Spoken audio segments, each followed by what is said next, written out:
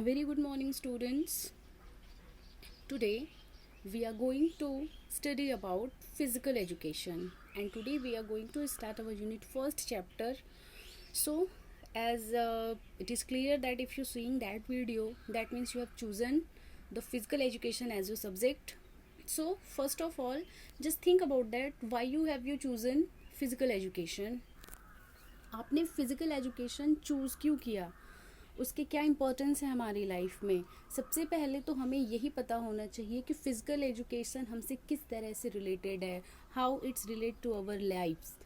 So let us start this chapter. As we know that physical education is made from the two words, physical and education. Physical in the sense, physical is related to your body and body movement. जो physical word होता है वो आपकी body और body के movement से related होता है। और जो एजुकेशन है, education is a wider meaning.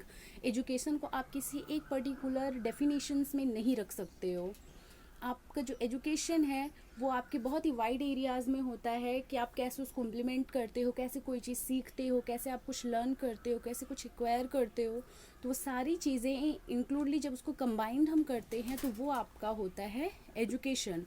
तो आप अपनी बॉडी के मूवमेंट, अपनी बॉडी की जो आपकी काइनेटिक एनर्जीज़ हैं और अपनी बॉडी के जो आप एजुकेशन जब लेते हो तो वहाँ पे हम फिज़िकल एजुकेशन यूज़ करते हैं। सो let us start our chapter, changing trends and career in physical education.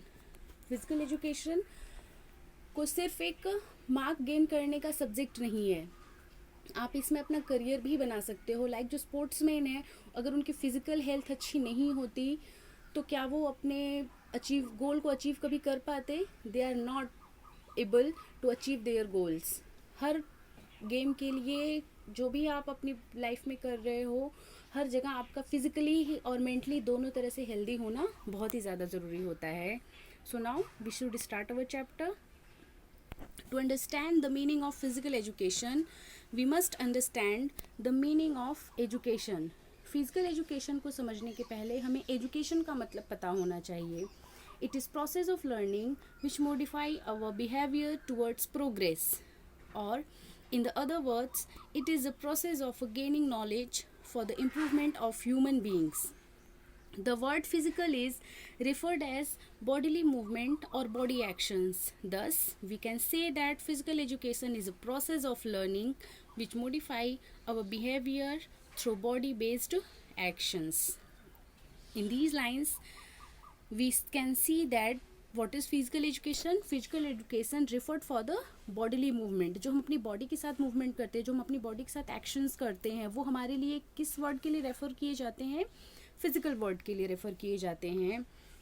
Physical education is an integral part of general education. General education in the sense, आप जैसे सारी सब्जेक्ट्स से रिलेटेड स्टडी करते हो ना, तो आपके सब्जेक्ट रिलेटेड स्टडी में आपका जो करिकुलम है वो आपको क्या करता है, आपके डिफरेंट सब्जेक्ट्स को उसके सिलेबस के अकॉर्डिंग पढ़ाता है। प्लस आपके टीचर सिर्फ आपको चैप्टर्स ही नहीं पढ़ाते, आपके अंदर के जो कॉग्निशंस हैं उसको भी डेवलप करते हैं। आपके अंदर जो आपकी एक्टिविटी करनी है, जो आपका जो अप्रोच है एक्टिविटी को लेके, जितना आप क्यूरियस हो, आपकी क्यूरियोसिटी को सेटिस्फाइड करते हैं डिफरेंट आपकी एक्टिविटीज़ के थ्रू। तो उन सबको जो इन्वॉल्व करता है वो हमारा जनरल एजुकेशन होता है। ऐसा तो है नहीं कि आप सिर्फ पेपर पेन लेके बैठे हो और अपनी पढ़ाई शुरू कर दिए हो। No, that's not happening. आप 1st to 10th में जितने भी क्लासेज हैं, आपने स्टार्टिंग में आप खेल के सीखते हो, फिर उसके बाद सेंसेस हैं आपके, आप अपनी सेंसेस से सीखते हो, खेल के सीखते हो, एक्टिविटी के थ्रू सीखते हो, गेम के थ्रू सीखते हो, स्मार्ट क्लासेस से आपने सीखा।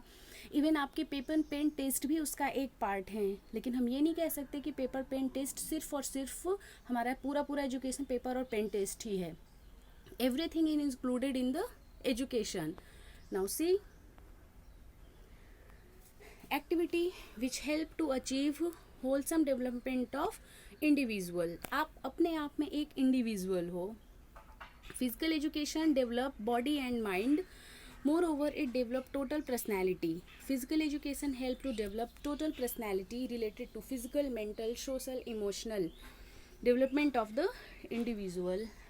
एक इंडिविजुअल आप इंडिविजुअल का वर्ड सिर्फ अपने लिए ले सकते हो या पर्टिकुलर किसी, आपकी क्लास में इतने सारे स्टूडेंट्स हैं तो हर एक स्टूडेंट्स अपने आप में इंडिविजुअल्स है। तो हर इंडिविजुअल फिजिकल एजुकेशन हमारी कहाँ हेल्प करता है, पूरी पर्सनैलिटी को डेवलप करने में, चाहे वो आपकी मेंटल हेल्थ हो, चाहे वो आपकी फिजिकल हेल्थ हो, चाहे आपको सोशल हेल्थ हो, चाहे आपका इमोशनल डेवलपमेंट हो, हर एस्पेक्ट को हम फिजिकल एजुकेशन में इंक्लूडेड करते हैं। कैसे करते हैं ये आगे के चैप्टर्स, आगे की लाइन्स में क्लियर होगा। Now we should going on that physical education has helped to develop good health and leads the men towards progress and wellness. It leads to balanced development of individual. अब ज़रूरी नहीं है कि आप पूरी तरह से मोरालिटी पे बेस्ड हो जाएं, ज़रूरी ये भी नहीं है कि आप पूरी तरह से प्रैक्टिकल हो जाएं, और ये भी नहीं आपके लिए अच्छा होगा कि आप सिर्फ एक ही चीज़ पे रिजिड हो जाएं। रिजिड होना अपने आप में किसी भी इंडिविजुअल के लिए, उसकी पर्सनैलिटी के लिए अच्छा नहीं होता।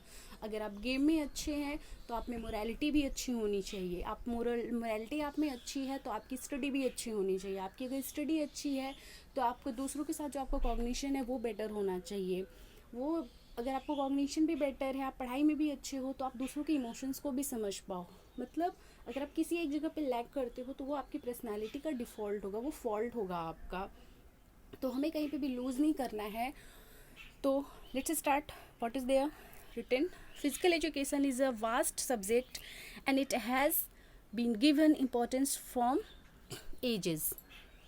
Modern trends have increased its importance as modern physical education stress on balanced development of body and mind. जैसा कि हमने अभी कहा कि फ़िज़िकल एजुकेशन ऐसा नहीं है कि सिर्फ आपकी फ़िज़िकल एक्टिविटीज़ पे ही वर्क करता है, ये आपके बॉडी के साथ साथ आपकी माइंड को भी पूरी तरह से इफेक्ट करता है। For example, if you are playing in the ground and there are two different teams.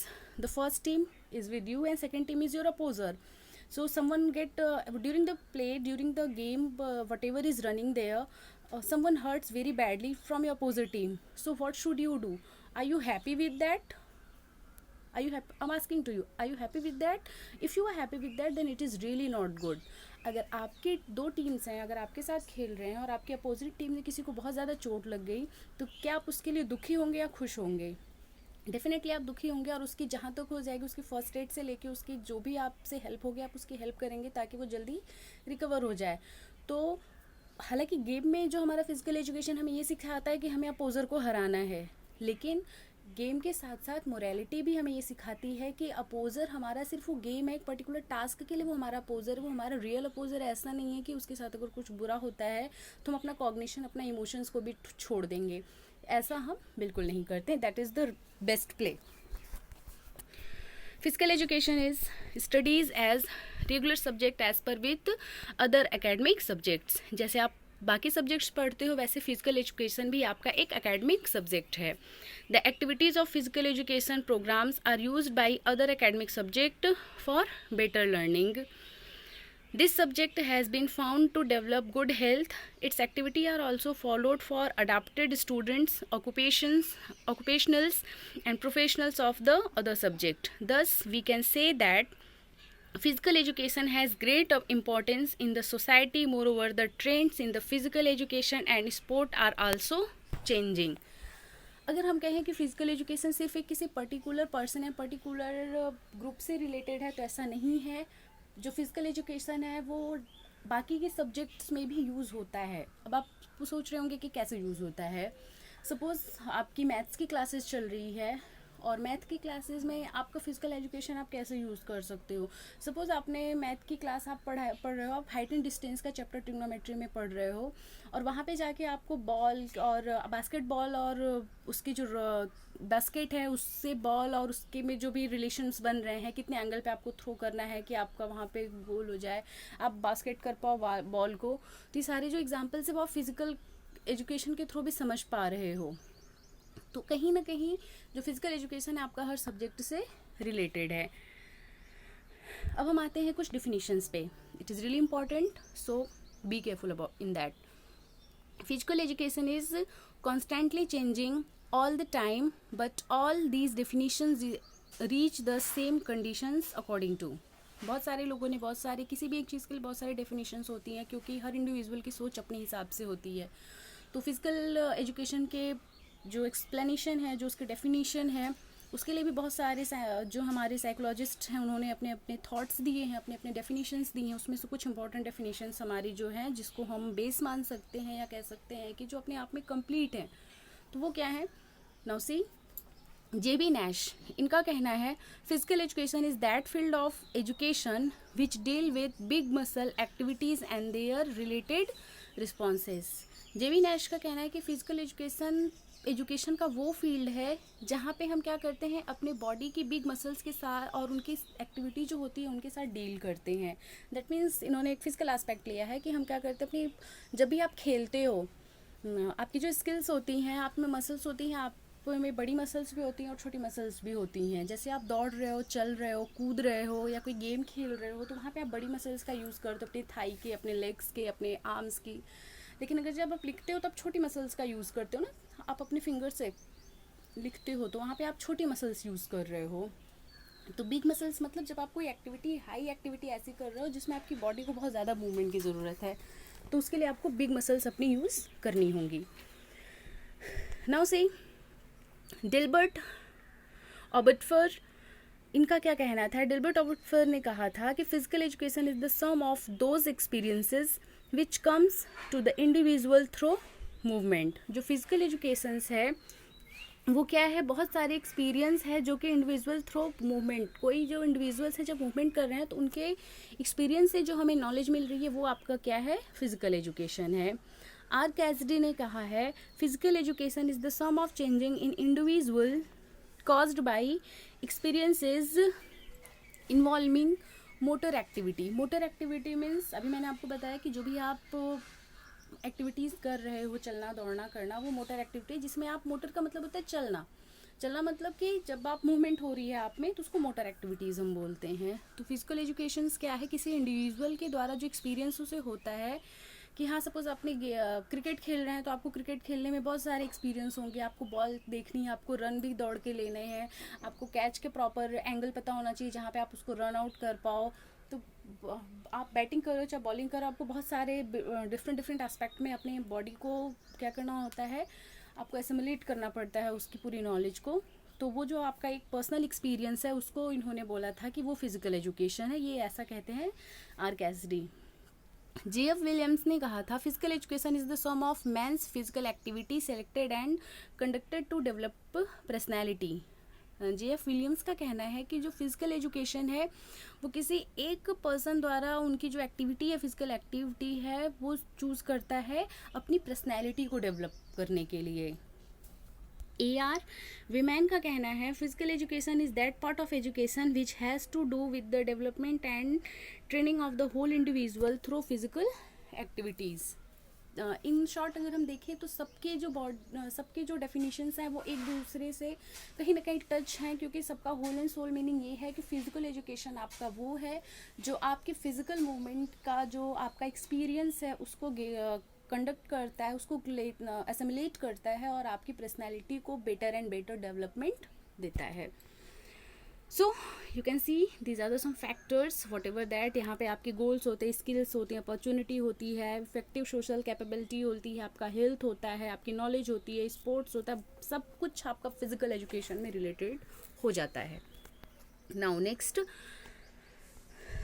We can see that physical education is the way of education through physical activities which are selected of carried on with regard of to value human growth, development and behavior.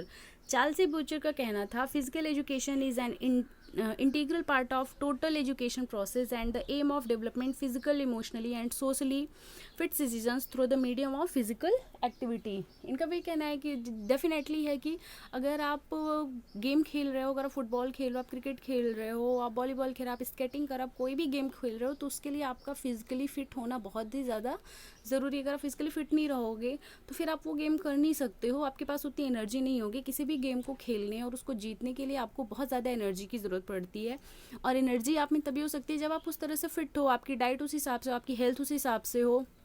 अब ऐसा नहीं कि आपने junk food खा के खुद को बहुत ऑब्सेस कर लिया और आप चाहें कि आप फिर बहुत अच्छे से कोई गेम खेल ले, तो दैट्स नॉट पॉसिबल। इसलिए आप लोगों ने पढ़ा होगा या फिर देखा भी होगा जनरली, अगर आप किसी स्पोर्ट पर्सन से मिले होंगे कि स्पोर्ट पर्सन तो अपने डाइट को लेके बहुत ही ज़्यादा कॉन्शियस होते हैं, वो कुछ भी अनहेल्दी या जंक फूड्स को नहीं कंज्यूम करते हैं जो कि उनकी हेल्थ के लिए प्रॉब्लम क्रिएट करे।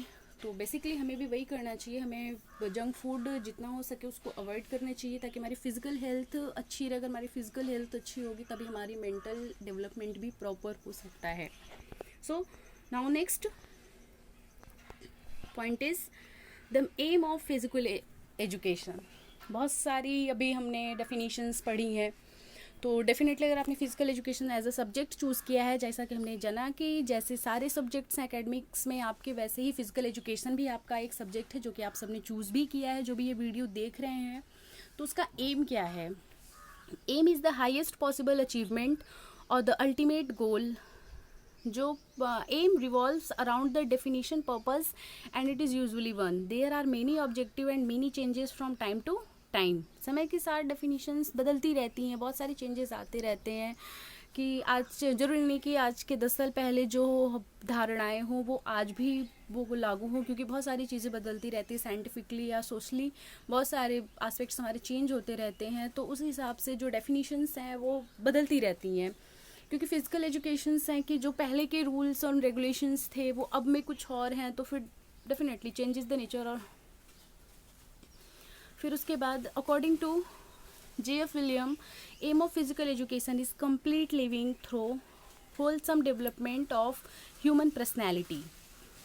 जो J.F. विलियम ने, अभी हमने इनकी डेफिनेशंस पीछे भी पढ़ी थी कि जो फिजिकल एजुकेशन का एम है वो क्या करता है कि किसी के भी एक ह्यूमन पर्सनैलिटी है उसका होलसम डेवलपमेंट करता है। होलसम डेवलपमेंट मीन्स उसका कॉग्निशन भी डेवलप होगा, उसका इमोशन भी डेवलप होगा, उसकी जो फिजिकल हेल्थ होगी वो भी डेवलप होगी, मतलब उसकी जो टोटल पर्सनैलिटी होती है वो डेवलप होती है।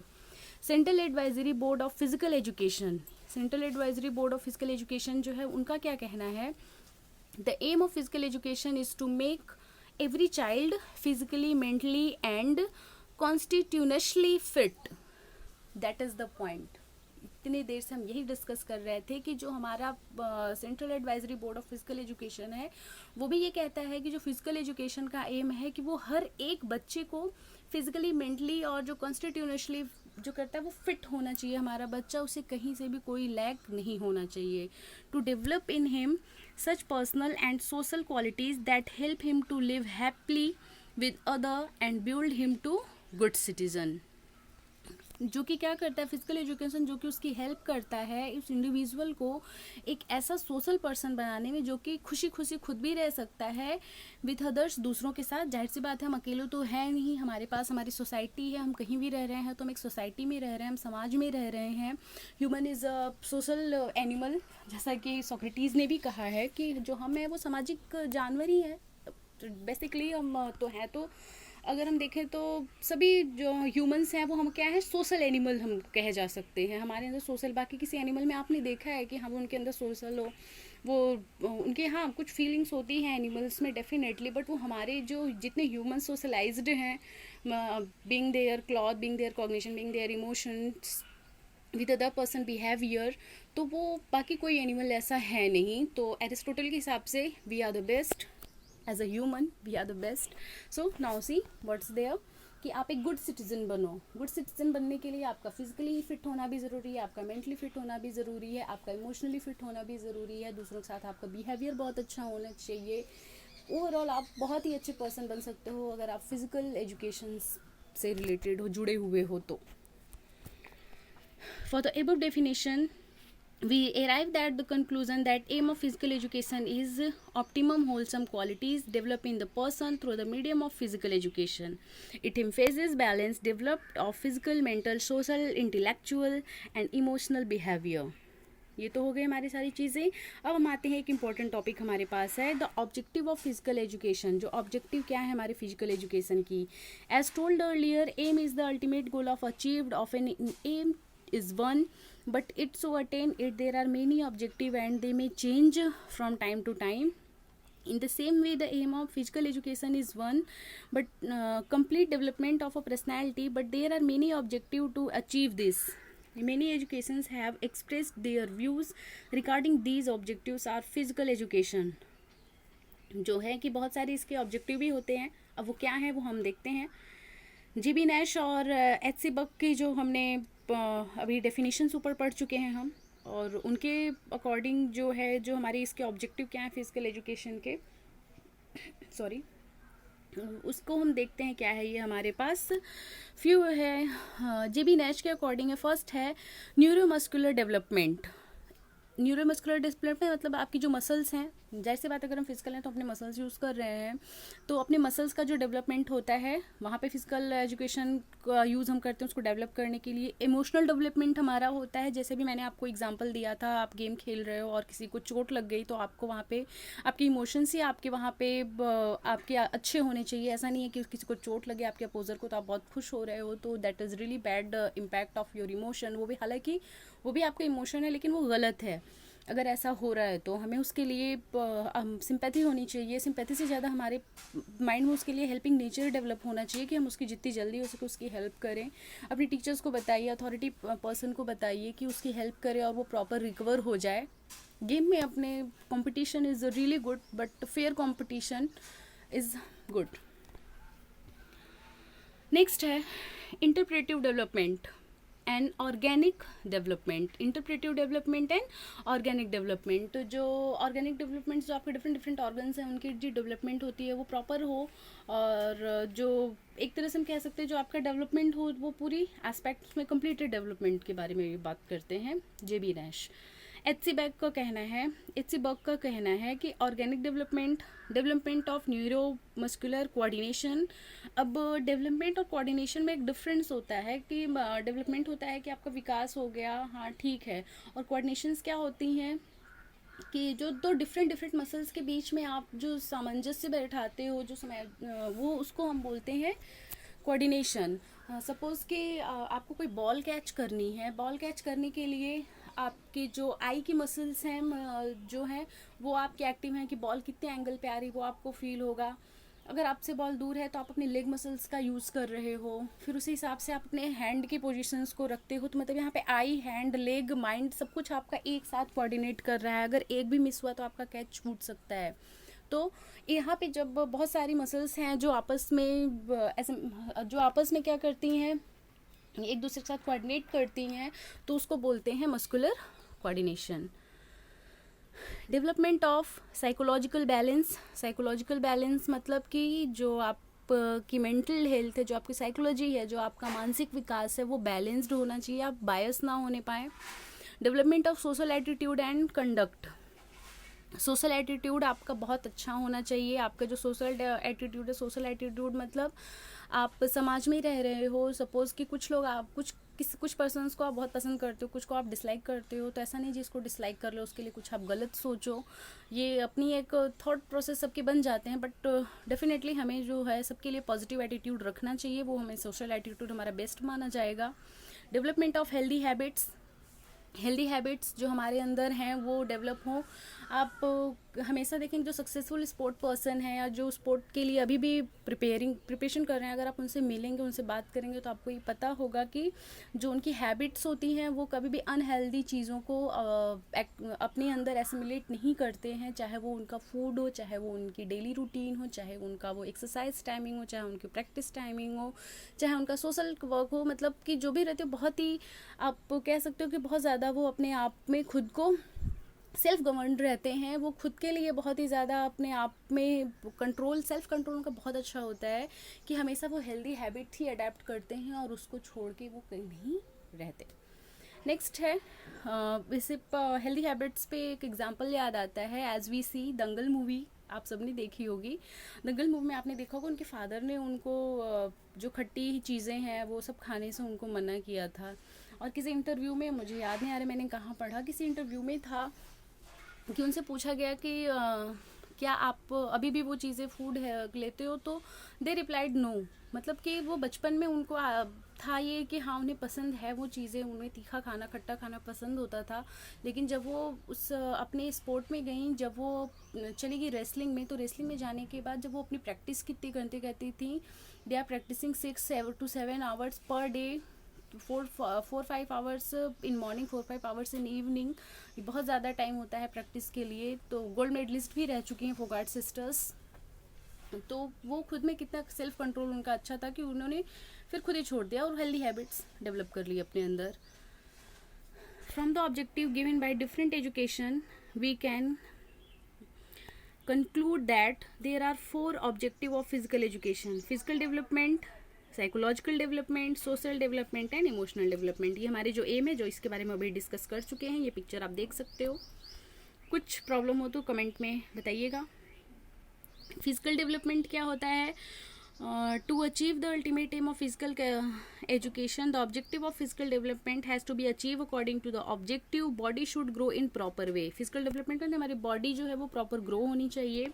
Physical activities help in developing the body. Our body is a kind of machine which grow and develop physical activities. Physical development improve our neuromuscular system, neuromuscular responses and leads the maximum organic development. Thus the physical activities must be performed to develop optimum growth.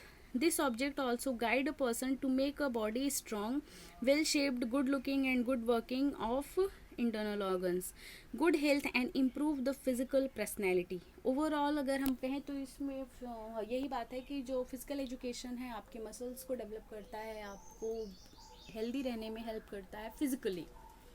फिर आपका है psychological development. आपका क्या है? This development is related with positive thoughts, ideas, behaviour, attitude, conduct and responses. जैसा कि हम discuss कर चुके हैं कि हमें सबके लिए पॉजिटिव और गुड हैबिट्स के साथ होना है। This objective help to the psychological balance of an individual मैंने अभी बताया क्या है कि आप सब अपने आप में एक इंडिविजुअल हो। That is mental progress of mental development. This objective direct the growth of development in a sequential manner. This development give identity to one's personality by good behavior. हमारा behavior good होना बहुत ही ज़रूरी है to be a good citizen. Positive thoughts and ideas guide individual towards progress and hence make a person a good citizen. जो person है उनको क्या कहते हैं? एक अच्छा citizen बनाने के लिए आपका जो development है वो physical education की help से होता है और उसको हम बोलते हैं psychological development. Next है social development. Man is a social animal as we are discussing कि एरिस्टोटल ने ये thought हमें दिया था कि man is a social animal and cannot live without society, और हम society के बिना नहीं रह सकते। Man is a part of society and has to follow rules, regulations, tradition and law of society. His activeness in society prove his identity. आप अपनी जो आपका सराउंडिंग है, जो आपका सोसाइटी है, आप उसमें कितने एक्टिव हो वो बताता है कि आप वहाँ के कैसे मेंबर हो। In society man learns socialisations process. आप सोशलाइजेशन अपनी सोसाइटी में रह के ही सीखते हो, किससे कैसे बिहेव करना है वो आपको अपनी सोसाइटी से ही सीखने को मिलता है, अपनी फैमिली से सीखने को मिलता है। Society also help to improve his status. This objective develop the social qualities like cooperative behavior, friendship, togetherness, honesty, obedience, sincerity, tolerance, adjustment, leadership, boldness, self-control, self-discipline, etc. मतलब जब आप सोशलाइज्ड रहते हो तो आपका जो कोऑपरेटिव बिहेवियर है, दूसरों की हेल्प करेंगे आप हमेशा, फ्रेंडशिप मतलब दोस्ती रहेगी आपके साथ, टुगेदरनेस कोई भी काम मिल के करना आप चाहेंगे, ऑनेस्टी ईमानदार आप होंगे, ओबीडियंट जो आपसे बड़े हैं, जो आपके एल्डर हैं उनका आप कहना मानेंगे, ओबीडियंट होंगे, सिंसियर होंगे, समझदार होंगे, किसी भी सिचुएशन में आप सिंसियरिटी से काम करेंगे। टॉलरेंस, अगर सामने से कुछ आपको अपोज भी मिल रहा है तो आप पहले उसको टॉलरेट करके उसको समझने की कोशिश करेंगे कि एक्चुअली सिचुएशन है क्या। एडजस्टमेंट, जहाँ भी दूसरों के कंफर्ट के हिसाब से आप खुद को एडजस्ट करेंगे। ऐसा नहीं है कि सिर्फ अपने लिए ही आप बेस्ट चूज़ करोगे, आप अपने लिए बेस्ट करने के साथ साथ आप दूसरों के लिए भी क्या बेस्ट होगा उस हिसाब से आप खुद को एडजस्ट करोगे कि आपको भी प्रॉब्लम ना हो और सामने वाले को भी प्रॉब्लम ना हो। लीडरशिप, कोई भी प्रॉब्लम आती है तो उसको लीड करने के लिए कि कैसे उससे बाहर आना है, या फिर कुछ एक्टिविटी है तो उसको कैसे लीड हमें करना है, तो वो क्वालिटी आपके अंदर आती है। बोल्डनेस, आप बोल्ड हो जाते हो। तो ये सारी चीज़ें जो हैं वो सोशलाइजेशन से आपका डेवलपमेंट, सोशलाइजेशन से आपके इंक्लूडेड हैं। This objective help to stop the evil of society and bring up the progress of community. अगर आप ये सब कुछ अच्छा करोगे तो डेफिनेटली जो एविलनेस है, जो बैड क्वालिटीज़ है, वो ऑटोमेटिक ख़त्म होती जाएंगी और आप एक बहुत ही अच्छा इन्वायरमेंट, अच्छी सोसाइटी डेवलप कर पाओगे। Social development help to achieve the aim of education and physical education, that is to be an ideal citizen and a useful member of the society. Physical education program provide opportunity to practice experience to develop socialization process. Emotional development अब आपका क्या है? Emotions are very important part of optimum development of man's personality. Emotions like love, hate, anger, jealousy, aggressive, cheerfulness, pleasure and anxiety etc. Emotions जो हैं आपके लिए बहुत ज़्यादा ज़रूरी हैं आपकी डेवलपमेंट के लिए। इसके एग्जांपल भी मैंने आपको बहुत प्लेग्राउंड और वो दिया, और आप अपने आप में खुद आप अपने ब्रेन स्टॉर्मिंग करिए कि आप कैसे इमोशंस को यूज़ करते हो अपनी डेली लाइफ में, आप खुद समझ पाओगे इन चीज़ों को। These emotion help to achieve optimum progress, thus it is help to achieve aim. Emotions must be expressed, sometimes it be controlled way depending upon the situation. आपके इमोशंस जो हैं वो आप एक्सप्रेस करो, लेकिन आपके इमोशंस पे आपका कंट्रोल होना चाहिए। जिस सिचुएशन में आप हो उस सिचुएशन के हिसाब से आप खुद को कंट्रोल करके अपने इमोशंस को दिखाओगे। Thus emotional development to achieve the aim of physical education. जो फिजिकल एजुकेशन का एम है वो भी कौन हमारा हेल्प करता है? ये हमारी हेल्प करता है। करियर ऑप्शन क्या है फिजिकल एजुकेशन करने के बाद? डेफिनेटली ये कि एक मेंटालिटी है, एक थॉट प्रोसेस हमारा है कि अगर हम कुछ पढ़ाई कर रहे हैं तो हम कोई भी पढ़ाई कोई नहीं, अगर हम कोई भी काम करते हैं तो डेफिनेटली हम ये माइंड में एक तो सोचते ज़रूर हैं कि हाँ अगर हम कुछ कर रहे हैं तो उसके बदले में हमें क्या मिलने वाला है। छोटे बच्चे से भी आप कहिए कि बेटा पानी लाना, तो फिर वो बोलेगा ना कि फिर मुझे क्या मिलेगा, मैं आपके लिए पानी ला रहा हूँ तो मुझे क्या मिलेगा। तो होता है कि पर्सनल रिवॉर्ड ओरिएंटेशन जो आपकी क्वालिटी होती है वो कभी भी ह्यूमन नेचर से ख़त्म नहीं होती है कि हाँ हमें पर्सनल रिवार्ड्स ओरिएंटेशन हमारे माइंड में होता है, तो होना भी चाहिए कि बेसिकली आप अगर, क्योंकि अगर वो नहीं होगा तो आपके पास कोई एम नहीं होगा, और एम नहीं होगा तो आप फिर कुछ किसी भी चीज़ के लिए एक्साइटेड नहीं होगे, किसी भी गोल को अचीव करने के लिए वो एक्टिव नहीं होगे, आप एक्टिव मेंबर नहीं बन पाओगे। तो definitely self reward orientation is good, but as we know कि हमें हर एस्पेक्ट को ध्यान में रखना है कि that we are helpful for other persons as well. As a teacher of physical education, आप फिजिकल एजुकेशन के टीचर बन सकते हो अगर आप अच्छे से पढ़ाई करते हो। एज अ कोच, आप कोच बन सकते हो, किसी एक पर्टिकुलर गेम में आपकी अगर स्पेशलाइजेशन हो सकती है तो आप दूसरों को सिखाने में आपकी हेल्प कर सकते हो, तो डेफिनेटली आप कोच बन सकते हो। As a physical training instructor, आपको अगर आपके फिजिकल के बारे में आपकी नॉलेज अगर अच्छी है तो आप फिजिकल ट्रेनिंग इंस्ट्रक्टर जो न्यू कमर्स हैं आप उनको इंस्ट्रक्ट कर सकते हो कि कैसे वो अच्छे हों। या आप कैरियर ऑप्शन की तरह से डिप्लोमा आप इसमें कर सकते हो। एज अ फिटनेस ट्रेनर, आप फिटनेस ट्रेनर भी बन सकते हो। जैसा कि आपने देखा हो कि बहुत बड़े बड़े सेलिब्रिटीज़ होते हैं, उन मतलब खुद को हमें नहीं पता होता है कि हम अपने आप को कैसे फिट रखें, तो ज़रूरी नहीं कि सब लोग वो एफर्ट कर पाएँ, लेकिन हाँ फिटनेस ट्रेनर अभी तो बहुत ट्रेंड में है कि आप अपना फिटनेस ट्रेनर हायर करते हो, वो आपकी लाइफस्टाइल और आपको ऑब्जर्व करके फिर उस हिसाब से आपकी सारी चीज़ों को मैनेज करता है कि कैसे आप रहेंगे तो फिट होंगे, तो वो भी एक करियर ऑप्शन है आपके पास।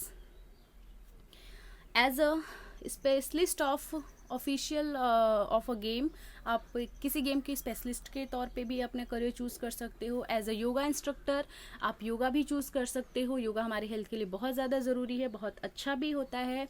एज अ स्पोर्ट जर्नलिस्ट और कमेंट्रेटर, आपको पता होगा जब भी कोई गेम होता है तो गेम का इतने बड़े फील्ड में ज़रूरी नहीं कि आप सारी चीज़ें ऑब्जर्व कर पाओ, तो हमें जो गेम जो फील्ड में चल रहा हो तो वो कैसे पता चलता है? कमेंट्री से पता चलता है।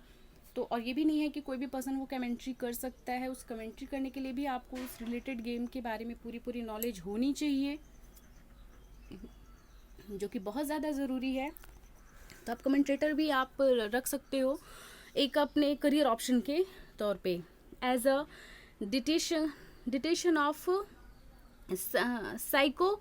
जो आपका जो फिजियोथेरेपिस्ट जो होते हैं, आपने देखा होगा जो डायरेक्ट डॉक्टर्स होते हैं ना, कभी कभी होता है कि आप में जो औरतों से रिलेटेड आपकी जो प्रॉब्लम्स होती है आपके बोन से, या फिर आपको चोट लग गई, कुछ आपकी इंजरी हो गई, तो आपने सुना होगा कि डॉक्टर आपको रिकमेंड करते हैं कि फिजियोथेरेपी आप पिस्ट के आप पास जाइए। फिजियोथेरेपिस्ट आपको क्या करते हैं, एक्सरसाइजेज और डिफरेंट डिफरेंट टाइप के आपकी एक्टिविटीज़ जो ऐसी कराते हैं जो आपके जो प्रॉब्लम है, जो आपकी मसल्स में या फिर आपकी बोन्स में या फिर जो भी आपकी प्रॉब्लम है उसको डेवलप, उसको हील करने में आपकी हेल्प करते हैं बेसिकली।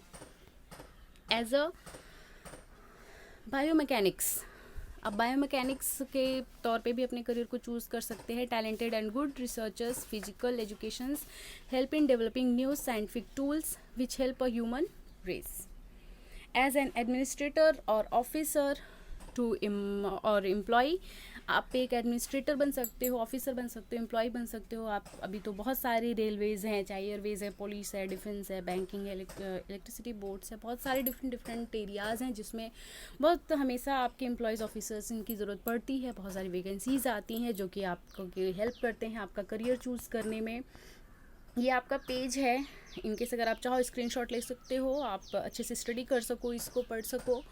पीडीएफ भी आपके क्लास ग्रुप में शेयर कर दिया जाएगा। नेक्स्ट है आपका various physical education courses in India. अब इंडिया में हमारे क्या क्या कोर्सेज हैं उनके बारे में हम देखते हैं, क्या क्या हमारे पास है। The career making open in the, definitely अगर आप कुछ भी करियर चूज़ करने जाते हो तो उसके पास एक प्रॉपर डिग्री आपके पास होनी चाहिए। जैसे अगर आप टीचर बनने जा रहे हो तो डेफिनेटली आपका bachelor of education that is BEd आपका कंप्लीटेड होना चाहिए, तभी आप एक अच्छे टीचर बन सकते हो, क्योंकि उसमें प्रॉपर ट्रेनिंग मिलती है कि आपको कोई काम कैसे करना है। तो आप अगर कोई करियर ऑप्शन चूज़ रहे हो तो आपके लिए, आपको उसके लिए एलिजिबल होना ज़रूरी है। और अगर आप एलिजिबल तभी होगे जब आप क्या करेंगे, उससे रिलेटेड जो कोर्स है, जो आपकी जो ट्रेनिंग है वो आप उसको कंप्लीट करो, उसके गो थ्रू हम होंगे। तो इंडिया में हमारे पास क्या क्या अवेलेबल है वो हम देखते हैं। It has a wide variety of activities along with good status of a job professions. बहुत ही गुड जॉब प्रोफेशंस के साथ जो हमारे पास है, बहुत सारी वेराइटीज़ हैं हमारे यहाँ पे भी, फिजिकल एजुकेशन के लिए भी। Physical education can provide lot of career options like as a player, as a coach, as a physical education teacher, as a sports journalist, as a umpire referee, as a commentator, as a fitness instructor etcetera. अभी मैंने हम लोगों ने बहुत ऊपर discuss किया कि इन सारी चीज़ों को, अब क्या क्या हम उसको डिस्कस करते हैं।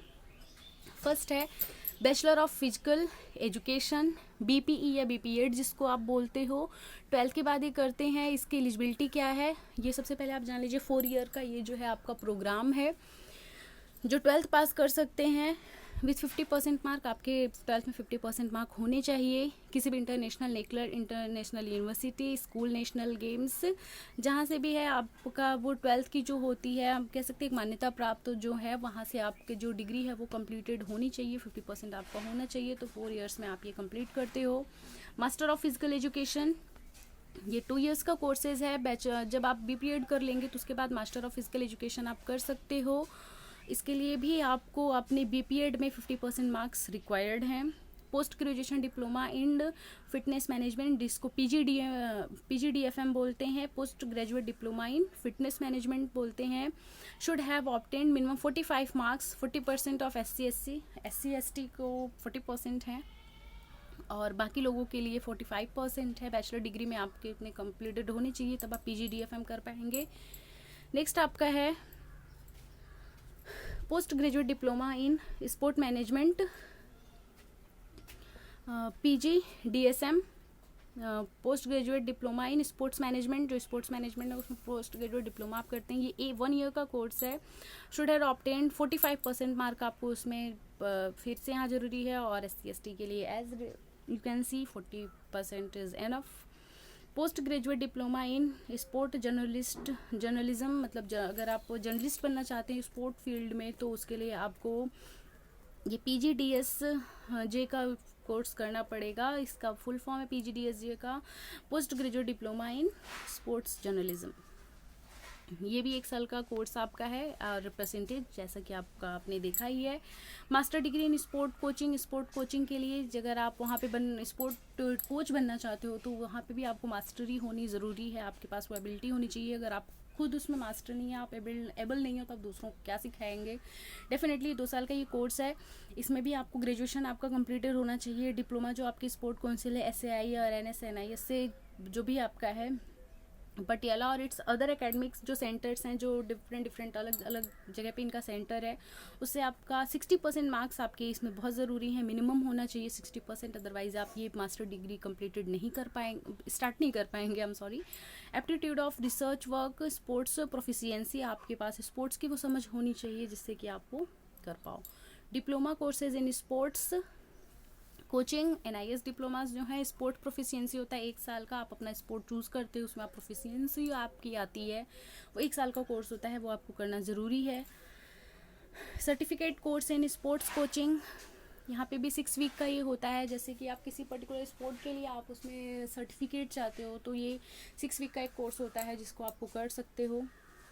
Post graduate diploma in sports medicine, bachelor of medicine, bachelor of surgery, MBBS आपका कंप्लीटेड होना चाहिए किसी भी इंडियन फॉरेन यूनिवर्सिटी से आपका, या फिर मेडिकल काउंसिल ऑफ इंडिया से रिलेटेड जो भी कॉलेजेस है वहाँ से आपका ये MBBS कंप्लीटेड होना चाहिए, तब आप यहाँ पे पोस्ट ग्रेजुएशन कर सकते हो।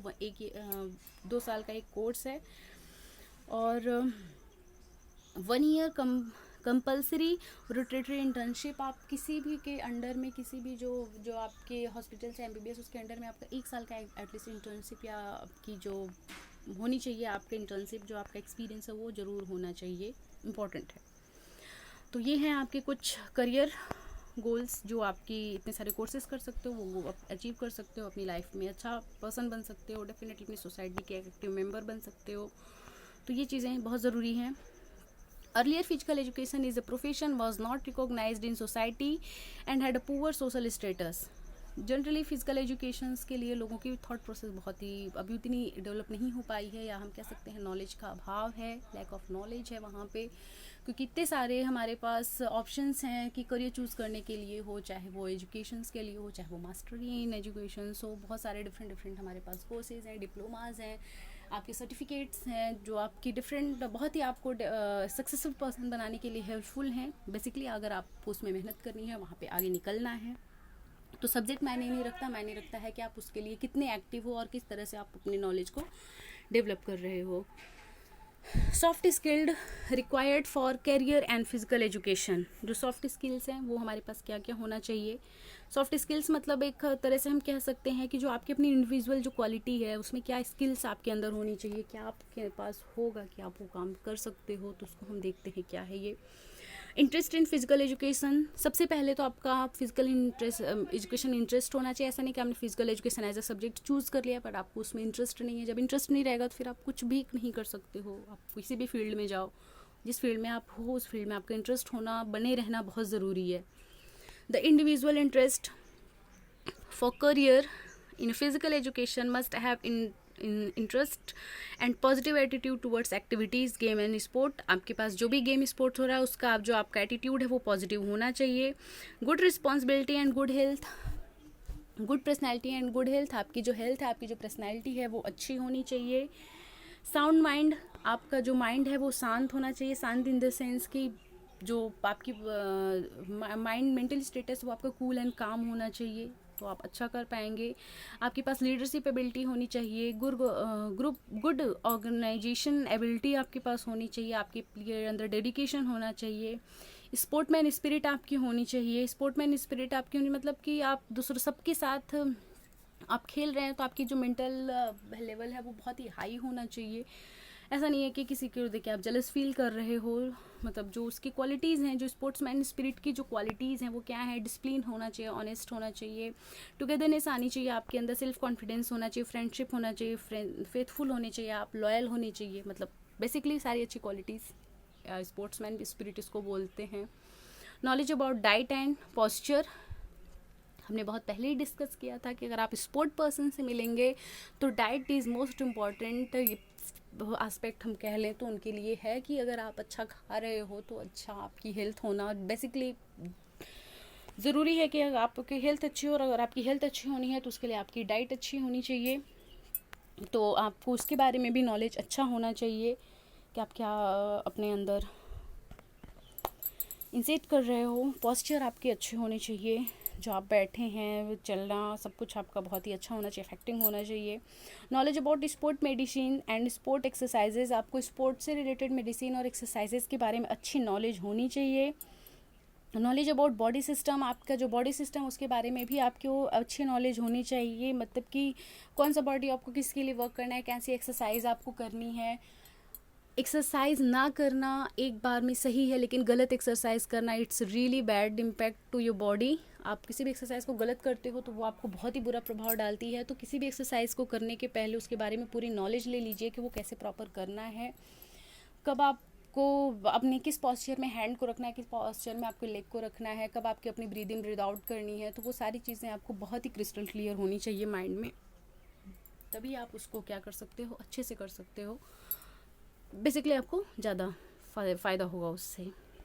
Knowledge about it's good in institutions, आपको जो इंस्टीट्यूट है आपसे रिलेटेड वो उसको आपको पता होना चाहिए। दैट मीन्स आपको पता होना चाहिए कि इंस्टीट्यूट में आपके लाइक कोर्सेज हैं, आपके हिसाब से डिप्लोमाज हैं, आपके हिसाब से वहाँ पे फैसिलिटीज़ है उस में। ऐसा नहीं कि सिर्फ पेपर पेन पे हो रहा है, क्योंकि फिजिकल एजुकेशन है, यहाँ पे आप पेपर पेन पे सब कुछ नहीं कर सकते हो। वहाँ पे फील्ड होना, आपके पास सारे एसेट्स मौजूद होना आपके पास बहुत ज़्यादा ज़रूरी है वहाँ पे। तो ये हमारा है। अब उसके बाद हम पढ़ते हैं स्पोर्ट टूर्नामेंट जो हमारे होते हैं उसके बारे में हम पढ़ते हैं सब कुछ। हमारे हैं एक छोटा सा और चैप्टर है, हम देखते हैं इसको, ये हमारे पास क्या है। Sport tournament, the ministry of youth affairs sports and India Olympic association IOA जिसको बोलते हैं, recognise the following sport tournament. कौन कौन से टूर्नामेंट हमारे यहाँ होते हैं उसको हम देखेंगे। कौन कौन से टूर्नामेंट होते हैं, ओलंपिक गेम्स होते हैं, world cup championship tournaments in respective games, different games में जो वर्ल्ड चैम्पियनशिप होती है, कॉमनवेल्थ गेम होते हैं, एशियंस गेम होते हैं, टेस्ट मैचेस होते हैं, one day international matches in cricket होता है, ग्रैंड में आप सब जानते हैं जैसे डेविस कप इन टेनिस होता है, वर्ल्ड यूनिवर्सिटीज़ इंटरनेशनल टूर्नामेंट होते हैं, एशियन फेडरेशंस कप होते हैं, टूर्नामेंट होते हैं, चैम्पियनशिप होती है, SAF गेम्स होते हैं, एशियन स्कूल गेम्स होते हैं, international meets championship conducted by the concerned international organisations होता है, national championship, inter state championship organisation by the national federation, all India inter varsity tournaments organised by AIU के द्वारा वो organise किया जाता है, जो डिफरेंट स्टेट्स के जो प्लेयर्स होते हैं आपस में कंपटीशन करते हैं और नेशनल लेवल पे जाते हैं। फिर है हमारे पास स्टेट चैम्पियनशिप होती है, आपके पास इंटर कॉलेज टूर्नामेंट्स होते हैं, जैसे कॉलेज डिफरेंट कॉलेज में, एक ही स्टेट में डिफरेंट कॉलेज में जो स्पोर्ट्स होते हैं वो। फिर है डिस्ट्रिक्ट बेस पे ही होता है, फिर स्कूल बेस पे होता है, CBSE क्लस्टर, ऐसे भी आपने देखा है क्योंकि स्कूल आपस में कंपटीशन करते रहते हैं। Khelo India programme, this importance of sport and fitness is one's life. Individuals playing sport inculcates terms spirit, develop strategies of analytically thinking, leadership skills, goal setting and risk taking. A fit and healthy individuals lead the equally healthy society and the strong nation. जैसा कि हमने पढ़ा कि अगर आप healthy रहेंगे तभी आप इस गुड सिटीजन बनेगा, और अगर सारे सिटीजन गुड हो जाए तो डेफिनेटली हमारा जो नेशन है वो स्ट्रॉन्ग नेशन बन जाएगा। Sport is the extremely important component for the overall development of a nation. India in the last few years made a strategy process in the field of sport. This tremendous potential needs to be showcased at a global platform. It can be inspire young talent, given them the top-notch infrastructure, the training and the highest level. We need to be include sports spirit. Participation in sport enables player to be demonstrate their potential and etc.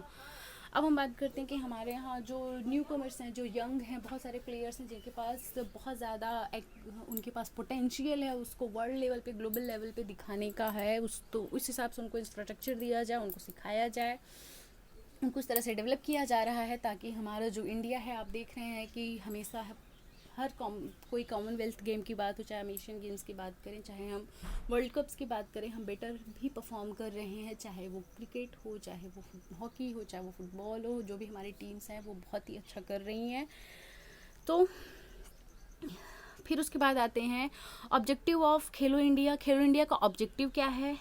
Play field development, जो आपके खेल के मैदान हैं उनका विकास हो, मतलब हर game के लिए प्रॉपर फील्ड उनको अवेलेबल हो पाए। Community conducting development, to provide sport coaching and community, जो स्पोर्ट कोचिंग है उसको प्रोवाइड कराना चाहिए, क्योंकि अगर कुछ सीखेंगे नहीं तो फिर उसके कैपेबल बनेंगे कैसे। स्टेट लेवल खेलो इंडिया सेंटर्स, स्टेट लेवल पे खेलो इंडिया सेंटर्स ऑर्गेनाइज करता है, एनुअल स्पोर्ट कॉम्पिटिशन्स करता है, एनुअल स्पोर्ट कॉम्पिटिशन ऑर्गेनाइज करते हैं जिसमें डिफरेंट स्टेट के प्लेयर्स जो हैं वो पार्टिसिपेट करते हैं और नेशनल लेवल पे जाके खेलते हैं, फिर उसके बाद इंटरनेशनल लेवल पे खेलते हैं और इंडिया को ग्लोबल लेवल पे जाके हम अपनी पहचान बनाते हैं, देते हैं। फिर है talent search development, talent search development मतलब कि टू सर्च न्यू यंग, जो कि हम हमेशा नए नए लोगों को खोजते रहते हैं कि एक छोटे शहर के जो बच्चे भी होते हैं वो भी आगे जाके बहुत बड़ा प्लेयर कर सकते हैं। जैसे कि हमने कर्णम मल्लेश्वरी का देखा है, जो कि 12 साल की उम्र से वो भारोत्तोलन कर रही हैं, जो वेट लिफ्टर हैं 130 kgs उन्होंने वेट वो उठा लेती हैं एक फीमेल होके। और उसके बाद इट इज़ सरप्राइजिंग 29 एबव 29 उनके पास इंटरनेशनल मेडल्स हैं। तो जो आंध्र प्रदेश के एक बहुत ही छोटे से गांव से बिलोंग करती हैं, लेकिन आज वो बहुत ही बड़ी स्पोर्टमैन है, हमारे इंडिया की पहचान है, फेस है। बहुत सारे ऐसे एग्जांपल्स आपको मिलेंगे, किसी भी गेम में आप चले जाओ देख लो फिर तो। नेक्स्ट है utilisation and upgrading of sport infrastructure, जो स्पोर्ट्स के इंफ्रास्ट्रक्चर उसको यूटिलाइज करना, उसको कैसे डेवलप कर सकते हैं उसके बारे में है। Sport national state regional sport academics को करना, फिजिकल फिटनेस और सोशल चिल्ड्रेन, जो बच्चे हैं उनकी फिजिकल और सोशल डेवलपमेंट को करना, जो कि डेफिनेटली अगर वो अच्छा होगा तभी हम कर सकते हैं। स्पोर्ट्स फॉर वुमेन, वुमेन के लिए भी स्पोर्ट्स को प्रमोट किया जाना। पुराने ज़माने में स्पोर्ट्स वुमन बहुत कम देखने को मिलती थी, बट तो अब हम वुमन हर जगह एक्टिव हैं, चाहे वो क्रिकेट हो, चाहे वो वेट लिफ्टिंग हो, चाहे वो रेसलिंग हो, चाहे वो शूटिंग हो, हर जगह वुमन अपने, जिसमें कि गीता बबीता फोगाट हैं, कर्णम मल्लेश्वरी हैं, ये सब अपनी अपनी जगह पे एक सक्सेसफुल स्पोर्ट पर्सन है। Sport for piece, develop the promote atmosphere, sport एक ऐसा है जो सबको एक प्लेटफॉर्म पे लाता है और वहाँ पे पीस और ह्यूमैनिटी की बातें होती हैं, तो डेफिनेटली ये पीस को भी बढ़ावा देते हैं। Promoting rural and indigenous tribal games, जो ट्राइबल गेम्स हैं उनको भी ये बढ़ावा देता है बेसिकली, कि जहाँ पे जो गेम फेमस है उसको भी देते हैं। ये कुछ इंपॉर्टेंट क्वेश्चंस हैं। एक्सरसाइज को हम नेक्स्ट वीडियो में डिस्कस करते हैं। दिस इज़ योर चैप्टर, अगर कोई डाउट है तो आप पूछ सकते हो। Thank you, have a nice day. हम लोग एक्सरसाइज नेक्स्ट टाइम करेंगे।